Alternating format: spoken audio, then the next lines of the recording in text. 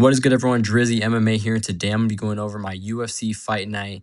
Anthony Hernandez versus Gregory Rodrigues picks. This card is honestly pretty good for a fight night. I'd say that this weekend's undercard is better than last weekend's undercard, which is, pretty bad. Speaking that last weekend was a numbered event, but it is what it is. It was a pretty good main event at least. So let's get straight into the card, though. The first fight of the night in the women's strawweight division, we got Chanel Dyer versus Elise Reed. I'm going to be going with Chanel Dyer to get the win here by decision. She looks pretty good in her last fight. She's a very good striker. She has a big advantage in the striking in this matchup. Good pressure, good kickboxing. I think she's going to use those kicks and get a win here by decision. She's very good in the clinch as well. So I think she's going to mix it all up and get a decision win here over Elise Reed. But she is a very big betting favorite. And if you look at last weekend, all the big betting favorites were losing aside from Islam. So we'll see what happens, though. But I'm going to stick with Chanel Dyer by decision. After that, we got Wes Schultz versus Jackson McVeigh. I'm going to be going with Jackson McVeigh to get the win here by submission. Both of these guys are primarily grapplers, but I do think Jackson McVeigh is a better grappler, and I think he is kind of better all around. I think he has better wrestling, better striking. So I got him getting the win by submission, but he could also, edge out a decision win here against Wes Schultz. Both of these guys are, pretty good on the ground, though, so we'll see what happens. It could go either way, but I'm sticking with Jackson McVeigh by submission. After that, in the lightweight division, we got Gage Young versus Stan Dorisonville. I'm going to go with Stan Dorisonville to get the win by decision. He has a big reach advantage, big size advantage. He's pretty good all around. He's going to mix up the wrestling, I think, here. That's going to be his main way to victory. Gage Young is a very good boxer. I think if Stan's able to pressure him, use those leg kicks, mixing those takedowns, then this should be a pretty easy decision win. But we'll see what happens. If Gage Young's able to go out there and pressure Stan Dorisonville against the cage and use his boxing, then I think he's going to take this one. But we'll see what happens. I think Stan just needs to pressure him, take him down, use those leg kicks, and he should be able to get a decision win here. After that, in the featherweight division, we got Mauricio Barbosa versus Ryan Coos. I'm going to be going with Mauricio Barbosa by decision. This guy's very big knockout power, very good pressure. I think Ryan's going to struggle to take him down. He has very good takedown defense. I have him getting the win by knockout probably very early on into the first round. Just very explosive, big power, very good striker. But yeah, we'll see what happens, though. Another big favorite. I'm not sure if they're cursed. If you look at Orobai last weekend, Mansour, who else lost? That was a big favorite. There's another one too, but yeah, I don't know. I'm gonna stick with Mauricio Barbosa, though, getting the win here by knockout. I think in round one, maybe late in the fight, but I'm thinking about round one knockout here. Then in the lightweight division, we got Chris Padilla versus Nasrat Haqparast. Nasrat Haqparast returning after his loss to Quillen Salkeld. I think it was earlier this year. It might have been late last year. But yeah, he's finally returning against Chris Padilla. I'm going to be going with Chris Padilla by knockout or decision. Chris Padilla does have pretty decent power. I think he's going to use his kicks, stay out of range. Nasrat Haqparast is, primarily a boxer. I think Haqparast is going to try to use his wrestling as well, but I think Padilla is just a better striker, more output. He's going to be a lot more active in here. So I think maybe he's able to knock him out late in the third round or something, or he's going to get a decision win here. But yeah, we'll see what happens. Nasrat Haqparast's parents own a bakery, so we'll see. Then in the heavyweight division, Shamil Gaziev is back versus Kennedy and Nzechukwu. I'm going to go with Shamil Gaziev. He is, never mind. I thought he was an underdog. He is on a 2-fight losing streak, though, both by knockout, which is never really good, especially in the heavyweight division. But I don't know. We'll see what happens. Kennedy is a very good boxer, but I do think Gaziev is more well-rounded. But yeah, we'll see. I think Gaziev has to get a knockout within the first round, or else Kennedy's going to go out there and beat him. Gaziev does gas out very easily, so I think Gaziev needs to finish this fight in the first round, or else Kennedy's going to either get a decision win or just knock him out in rounds 2 or 3. So I'm going to go with Gaziev, but I would not be surprised if Kennedy gets it done. After that, we got Jamal Emmers versus Lorraine Douglas. Oh my gosh. I'm picking Lorraine Douglas. This guy has crazy one-shot knockout power. He's a better boxer. Emmers does also have power, but if you look at his fights, he opens up a lot. There's a lot of big openings. I could just see Lorraine. Oh my gosh, I don't know why I keep saying his name wrong. I could see Lorraine Douglas just sniping him. After Jamal Emmers throws like a big right hand or something and misses. So yeah, I got Lorraine Douglas by knockout, probably within the first round or two as well. This guy's pretty good. I think this guy's gonna definitely. I think he's probably 2 or 3 fights away from fighting in the rankings. Featherweight is pretty good right now though, so we'll see what happens. But yeah, I got Lorraine Douglas by knockout. Then we got Anthony Wint coming off of a Dana White Contender Series win. This guy's very, very athletic, very explosive, former NFL player, taking on Terrence Chapman, who's also making his UFC debut, which is kind of a weird matchup. I feel like they should have put him against someone that was already in the UFC.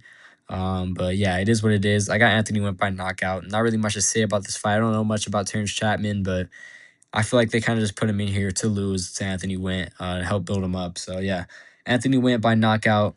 Again, very explosive, crazy knockout power. Very good win. I think it was last week actually. So he's making a quick turnaround. But I mean, I guess if you're at heavyweight, you don't really have to cut weight. So yeah, Anthony Wint by knockout. Not much to say about that fight.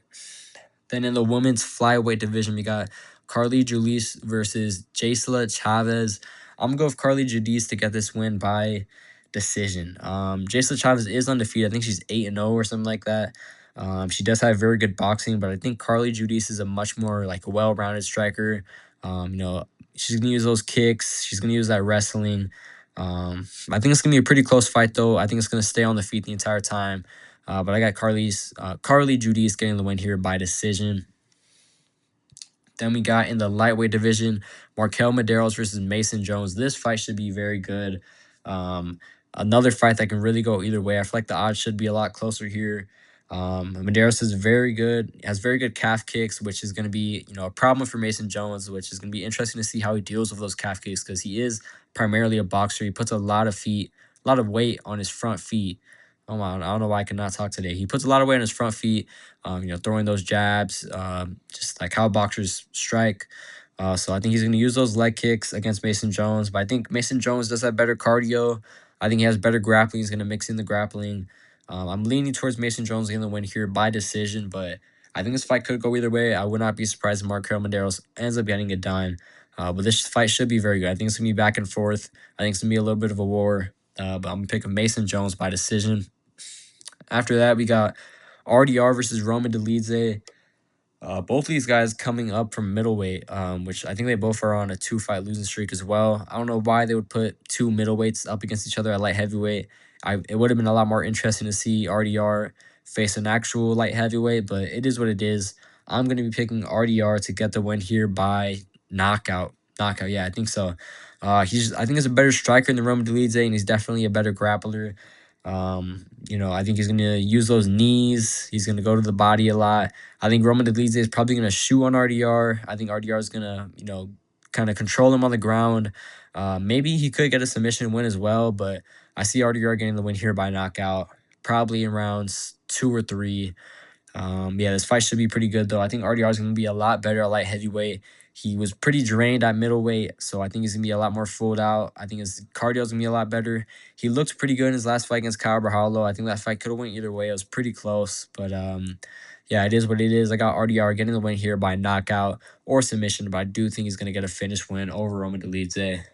After that, we got Sergey Spivak versus Victor Petrino. I do not understand how Vitor Petrino is the underdog here. I thought Sergey Spivak was going to be a favorite after his last win over Ante Delija. He looked pretty good in that fight. He looked a lot technical. His boxing looked pretty good. I got Sergey Spivak getting the upset win over Vitor Petrino here. I think Petrino did not look that good in his last 2 fights. He struggled against Peterson. He struggled against Asplund. I don't know. I think he looked better at light heavyweight, honestly, than he does look at heavyweight. I got Sergey Spivak getting the win here by knockout. I think he's going to get a round 2 or 3 knockout. I think Vitor Petrino is probably going to drop Sergey sometime in the first round. The odds are going to flip fully in Vitor's, for Vitor to win. And I think Sergey is going to clutch it up, get a late finish. But who knows? I might just be completely wrong here. But I'm picking the underdog, Sergey Spivak, to get the win over Vitor Petrino. Then the main event, Anthony Fluffy Hernandez versus Gregory RoboCop Rodrigues.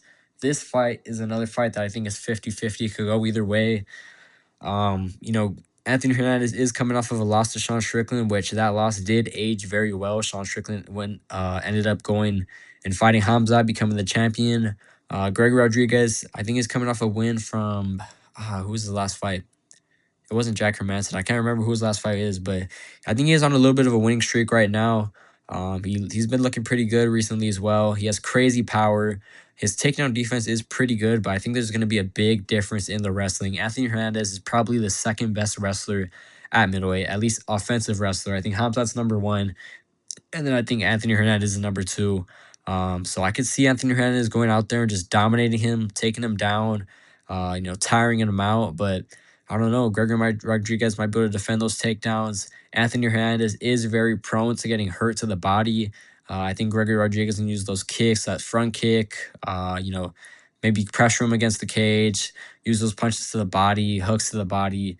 I'm not sure. I really think this fight can go either way. I think if this fight goes past the second round, I'm leaning towards Anthony Hernandez to get the win here by decision or maybe a late finish. But I mean, the first round or two, Gregory Rodrigues easily could find that shot. He has crazy power. This guy's very, very big for middleweight.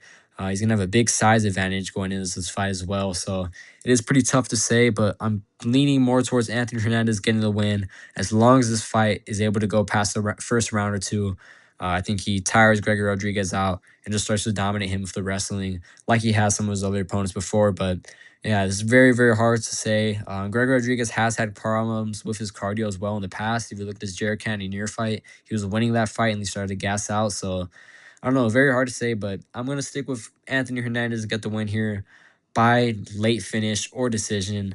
But I would not be surprised again if Gregory Rodrigues gets the win here by knockout. I think a lot of the fights on this card could go either way. This card is very, very good for a fight night, especially. It's pretty stacked. Honestly, I feel like the UFC should stop doing as much fight nights and instead just stack up the numbered events. But it is what it is. I know some people don't agree with that. They'd rather have fights every weekend, which also isn't bad. But yeah, very good card this weekend. Let me know your picks in the comments down below. Make sure to follow me on TikTok, Instagram. I post a lot on there as well. I'm grinding, posting every single day. So please show some love. I'll see you guys on the next video. Peace out.